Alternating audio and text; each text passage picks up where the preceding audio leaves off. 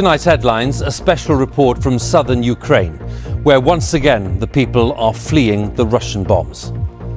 The port of Kherson was liberated last month in a big gain for Ukrainian troops, but the Russian bombardment is back with a vengeance.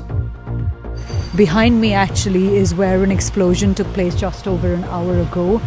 5 people were killed here, 20 were injured. Every single day there are people being killed in this city.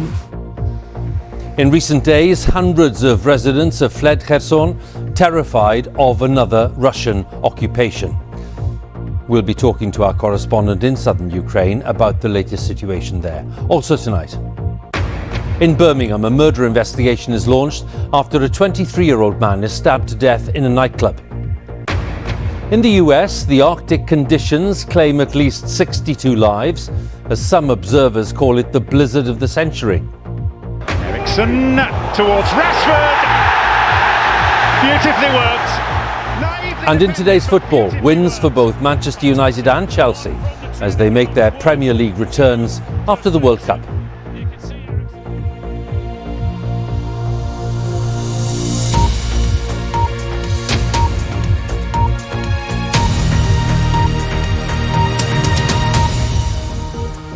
Good evening. We start tonight with a special report from Ukraine, from the southern port of Kherson, which is under increased bombardment from Russian forces, and where today the maternity ward of a hospital was among the places being shelled. Kherson is often called the gateway to Crimea, and that is because of its evidently strategic importance. It was one of the first places taken by Russian forces at the start of the war. It was liberated just last month in a significant gain for Ukrainian troops, but civilians are now living with a daily onslaught of Russian shelling.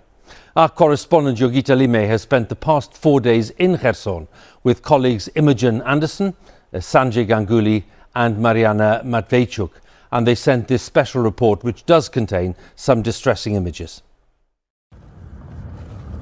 Kherson is being pounded. This is where one of more than 40 mortars fell in a single day. A city haunted by relentless attacks. Another shell hit nearby between a block of homes. As the firemen worked, we heard the sound of more explosions. After a brief pause, they returned to the job,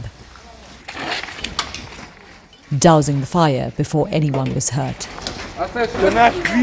Down the road, we found people in a panic. Punish the Russians for their crimes, punish them their whole lives, a woman cried.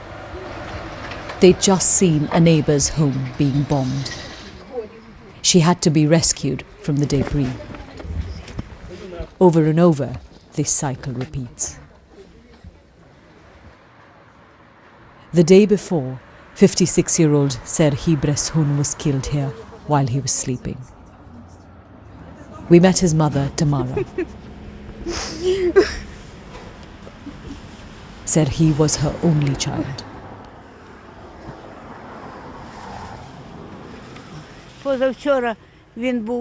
I must have felt something would go wrong that morning, because I urged him to wake up and leave the house. But he didn't, and that was it. Our lives are ruined. She'd come to look for Serhiy's passport amidst the rubble. A document to release his body from the morgue. We barely finished the conversation, and there's more bombing. Where do you live? More started. This is a picture of what's happening literally every single day in multiple locations. This is the constant sound that we hear in Kherson of artillery fire being exchanged. This city is essentially now pretty much, on the front line, close to the river, which has become the de facto front line in the south. Behind me actually is where an explosion took place just over an hour ago. 5 people were killed here, 20 were injured. Every single day there are people being killed in this city. 6 more died later. Ordinary people out at the central market, at a spot where just last month they'd celebrated being freed from Russian control. Surviving in Kherson is a matter of chance. Victoria Yarushko, a Red Cross volunteer, was killed just outside this base, a few feet from safety. In the underground shelter, her mother Ludmila showed us the Medal of Honor she was given. I'm very happy she helped a lot of people. She was so kind, but it's also painful for me. I must recover and raise her 2 children. I tell them they should be proud of their mother because she is a hero. Victoria's son Sasha and his sister live here, clearly comfortable with other volunteers. War and loss bind them together. Dmytro Rakitsky was Victoria's friend. When someone so close dies, it is difficult. But if we give up and stop, then her death will have been in vain. We work to make sure people live. Everything else is secondary. The bombs don't stop. While he waits for emergency calls, he checks if his wife and children are okay.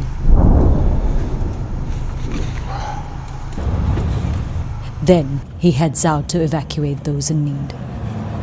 In the few days that we've been here, we've seen the sentiment of relief that there was in the city after it was liberated from Russian control in November change very quickly to one of fear and terror.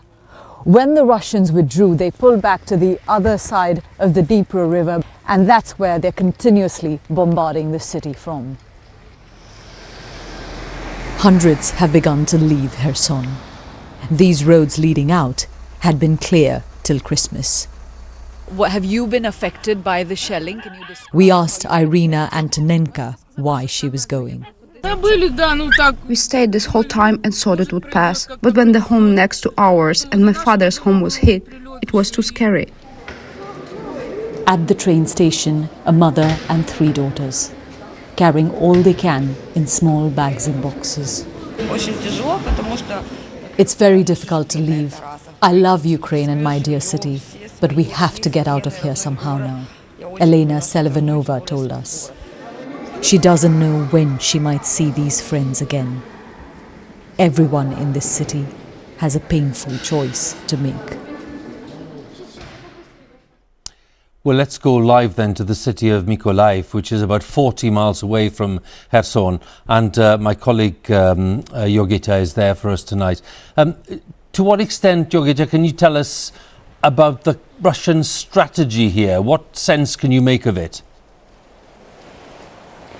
Well, Hugh, when the Russians were pushed out of Kherson in November, most analysts believe that their capacities, at least in this region, were severely depleted. And so the expectation is that they won't try to push back into the city anytime soon. And if that's the case, it's hard to understand what the objective of this constant bombardment is, other than trying to terrorize people and to strike fear in people. And if that is the aim, it is certainly being achieved. We saw the shift happen in front of our eyes. The first morning we were in Kherson, we talked to people, they said they're hitting civilian infrastructure, we don't have much power, we don't have much water, we have a little bit of gas, we are sort of able to keep warm, but we have the Ukrainian flag on the city, we will endure this. And then the day before Christmas, there was a sudden spike in the intensity of the bombardment of the city. You had the city center attack in which 11 people were killed, and we saw an immediate change in the mood of people telling us even that evening they were going to pack up and leave. The next morning when we were driving into Kherson, we saw rows and rows of cars just coming out of there. And the expectation is that will continue in the days ahead. Yogita, many thanks for the latest there in Mykolaiv, our correspondent Yogita Limay. In Birmingham, the family of a 23-year-old who was fatally stabbed on Boxing Day say their hearts have been broken. Cody Fisher was at a club in Digbeth in the centre of the city when the attack happened. Our Midlands correspondent Phil Mackey has the story. A few hours before tragedy struck, this was taken midway through a 9-hour rave staged at the Crane nightclub in Digbeth. It was scheduled to end at midnight. Cody Fisher was fatally stabbed just before the finish. The semi-professional footballer was enjoying a night out with friends. His family said tonight, "They have broken our hearts. I have lost my best friend. My family and I are asking for privacy and respectfulness at this heartbreaking time." Investigations have been going on inside and outside the club, which is based in an old factory in central Birmingham. Crane has a capacity of 4,000 and police say hundreds were still there when the attack happened. The club issued the following statement: "We're all deeply shocked and saddened that a man lost his life last night as our Boxing Day event came to a close. Our thoughts are with the victim and his family and friends. We do not feel it is right to hold our New Year's Eve event under these circumstances."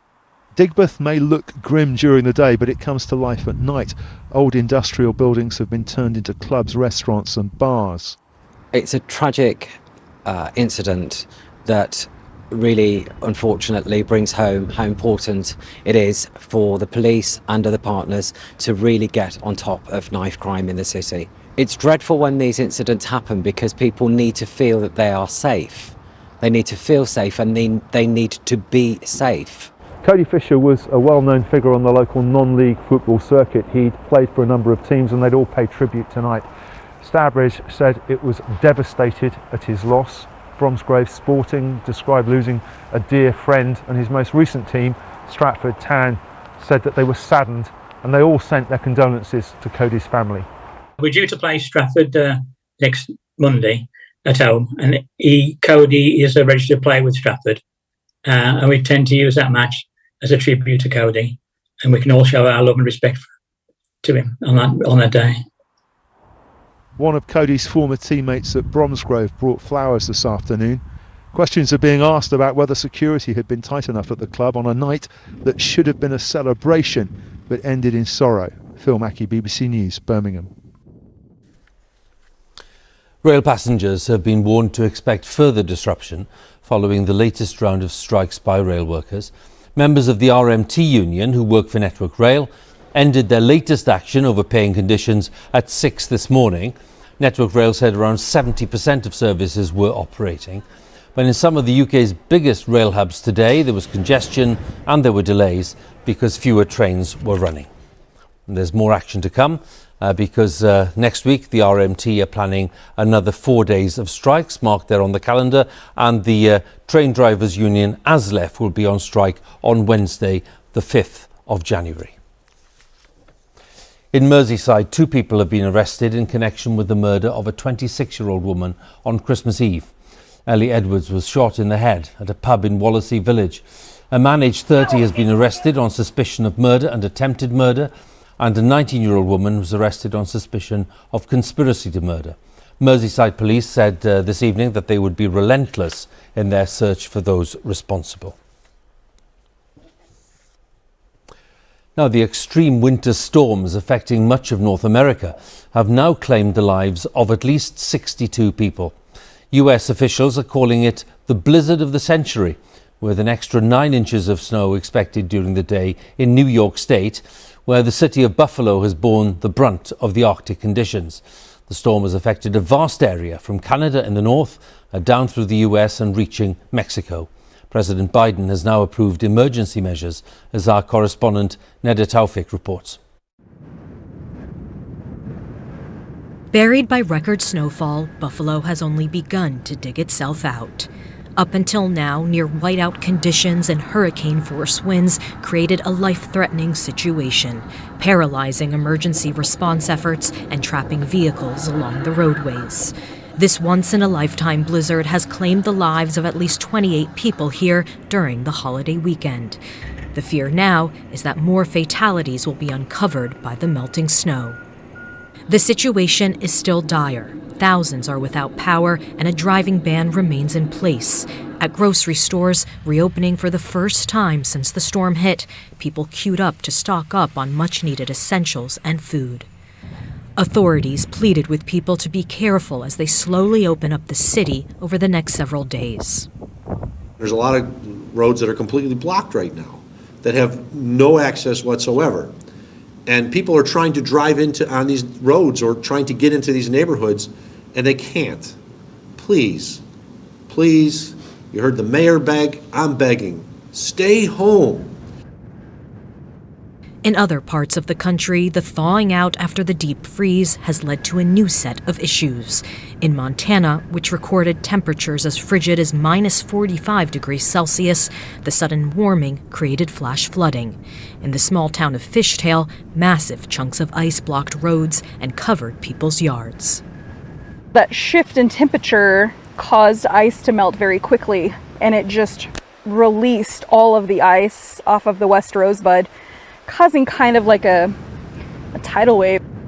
This storm is truly unprecedented in scope, stretching from Canada to Mexico and affecting 60% of the U.S. population. President Joe Biden has promised the full force of the federal government to help those most affected. And while the bad weather has already started to ease, problems will likely persist for days. This is a holiday season no one will soon forget. It should have been a time for cheer. Instead, the bomb cyclone has brought misery. Neda Tawfiq, BBC News, New York. Well, the extreme cold weather affecting North America and, of course, the conditions in many parts of Britain before Christmas would seem to go against the pattern of global warming. That is according to some observers, at least. So what is the true picture? Here's our climate editor, Justin Rolat, with his analysis. Hi, Justin. Thanks, Hugh. Well, we've certainly seen some very dramatic weather in the US as part of this bomb cyclone. So what's happening? Well, a bomb cyclone is a term used to describe a rapidly deepening area of low pressure. This low pressure draws in moist air, which rises up and then freezes, bringing snow and strong winds with it. These bomb cyclones are actually fairly common. We get them once or twice a year here in the UK. So is our warming climate a factor? The warmer the atmosphere is, the more moisture it can hold. So when we get weather events like this, we're going to get much more precipitation falling, either as rain and in this case, in particular, as snowfall. Another key factor is the jet stream. That's the band of fast-moving air that circles the Arctic tens of thousands of feet above our heads and shapes the weather systems we experience. As you can see, it has been looping deep into the US, bringing that low pressure with it. Now, some scientists believe climate change is making the jet stream more prone to these dips or wobbles, but the evidence is not clear on this. What is clear is that this cold snap is an exception. Winter is the fastest warming season in the US with fewer very cold days. And it comes against a background of steadily increasing world temperatures. Over the last 150 years, look how they have risen. And look here right at the end of the graph. The last 7 years are the hottest years ever recorded, and 2022 will continue that trend. It is expected to be the fourth or fifth hottest year ever. Now, the UK had an even more dramatic year. Remember the wildfires that followed those scorching summer temperatures? Well, we are expecting 2022 to have been the hottest year ever recorded in the UK. Hugh. Justin, many thanks again. Justin Rolat there, our climate editor. Let's have a look at some of the other stories making the news today. Taiwan has said it will extend mandatory military service from 4 months to a year as part of plans to strengthen its defences in the event of an attack from China. The decision comes amid growing tensions with China, which claims Taiwan as its own territory. China will scrap quarantine for travellers from the 8th of January, marking the last major shift from the country's zero COVID policy. This will reopen the country to those with work and study visas or those visiting family members almost 3 years after the borders were closed. A Russian tycoon has been found dead at a hotel in eastern India, the latest in a series of unexplained deaths involving wealthy Russians, many of whom have openly criticised the war in Ukraine. Pavel Antov is alleged to have fallen from a window on Christmas Day. Now, in today's bank holiday football, Manchester United enjoyed a comfortable 3-0 victory over Nottingham Forest. They made a winning return to the Premier League tonight after the break for the World Cup. And Chelsea also won as they beat Bournemouth 2-0. Our sports correspondent Natalie Perks was watching. While the rest of us pondered what day it was, Chelsea were hoping to shake off a Christmas hangover. They were without a win or even a goal in 3 matches. But with the World Cup break over, there was a spring in their step. And Raheem Sterling handed Kai Havertz the key to unlock Bournemouth's stacked defence. There hadn't been much fun at Stamford Bridge of late, but fans were enjoying this. Havertz soon turned provider, teeing up Mason Mount to unleash Chelsea's second. What a lovely finish from Mason Mount. The Blues were as dominant in the first half as Bournemouth were insipid. A fresh injury blow for Reece James, who'd already missed the World Cup for England, the only dampener on the evening for Chelsea. And even though Bournemouth improved in the second half, it wasn't enough. Chelsea fans will be hoping their great reset continues. As the rain poured at Old Trafford, illness had swept through Manchester United's camp, giving their defence a makeshift look. But Forest have scored just one away goal all season, and as they slept, Marcus Rashford crept. Defenders nonplussed with a corner straight off the training ground. Beautifully worked. Mere moments later, England's striker was at it again, Rashford's confidence flowing to lay it on a plate for his partner. Martial in support, and Hennessy's touch not enough. Forest had a goal ruled out for offside, but United then wrapped up a dominant display with Fred's late strike. The charge for the top four is on. Natalie Perks, BBC News. Well, time is 12 minutes past 11, so let's join Ben for the latest on the weather. Hi, Ben. Hi there, Hugh. Thank you. Good evening. Soggy at the football there. Many of us saw some rain today, but in Scotland, well, it was cold enough for some places to see snow. In fact, a beautiful winter wonderland there from one of our weather watchers in Aviemore. But I think it is rain that will feature a lot more in our forecast for the rest of this week. And of course, by that, I also mean the rest of this year. Spells of heavy rain, some strong winds, still cold enough for some snow over high ground in the north of the UK. What's going on? Well, we've got this huge stripe of cloud that stretches right across the Atlantic. Weather systems just bearing down on us. There are various bouts of rain to come in amongst this lot. And the first one of those, or at least the next one, comes during tomorrow. It'll be with us across the south and the west of the UK first thing, and then will drive its way northwards through the day quite quickly across England, Wales, into Northern Ireland by the end of the morning, and then into southern and central parts of Scotland. As the rain gets into the Grampians over the very highest mountains, we may see a bit of sleet and snow mixing in, but it will mostly be rain. It is going to be windy tomorrow, particularly around the coasts of England and Wales. But with that wind coming up from the south or the southwest, 11 for Liverpool, 12 degrees for London, 10 in Belfast, a little bit chillier in northern Scotland, but 6 or 7 degrees. That is actually around where we should be for the time of year. Now, Thursday will be a slightly chillier day. We're not talking anything dramatic, just a little bit chillier with more of a northwesterly wind, sunny spells and showers. Some of those showers wintry over high ground in the north, but there will be enough dry weather, I think, to make this the driest day of the week. Not too bad for getting out and about. Friday is a different matter. This next area of low pressure hurtles in from the Atlantic. Heavy rain sweeping its way quite quickly northwards and eastwards. All of us seeing some of that wet weather. A little bit of snow you can see there over the highest ground in Scotland. The winds will be a feature. In fact, there is the risk of gales around some of our coasts. Temperatures 7 to 13 degrees, so it is still mild. And as we head through New Year's Eve and into New Year's Day, it is going to stay mild for most of us, although in the north of the UK we may briefly see something a little bit colder and maybe some snow over the hills. But down towards the south, it is looking like a soggy end to 2022. Hugh. We've been told. Ben, thanks very much once again.